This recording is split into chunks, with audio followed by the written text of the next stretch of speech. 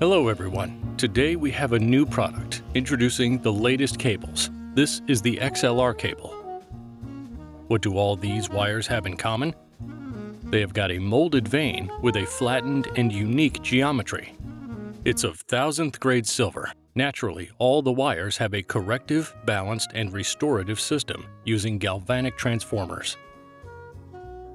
Essentially, there is virtually no signal loss, which is almost always expressed in the magnitude of the voltage.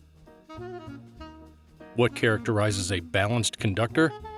A balanced conductor fundamentally locks the useful component of the signal inside and effectively prevents the significant signal from escaping beyond the conductor. Why does this happen?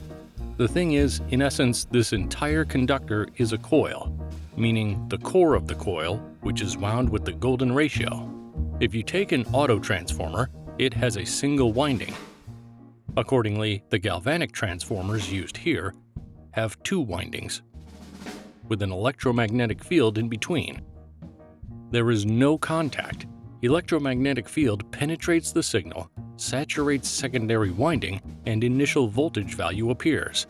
In other words, what came in is what went out. The resistance is practically zero. The XLR and RCA cables have two distinctive features. They are equipped with a system for smooth adjustment of the center of useful signal strength from the source to the receiving device. So these two rectangular plates are actually the transformer casing itself. The amplification factor in this device is 1 to 3. By moving the plates, the transformation adjusts the force. This actually affects the sound. You won't believe it, but it really affects the sound. It's not just trinkets, it's the transformer casing. The second distinctive and unique feature is the ability to operate within 20 Hz to 20 kHz. Range of real 20 Hz to 20 kHz.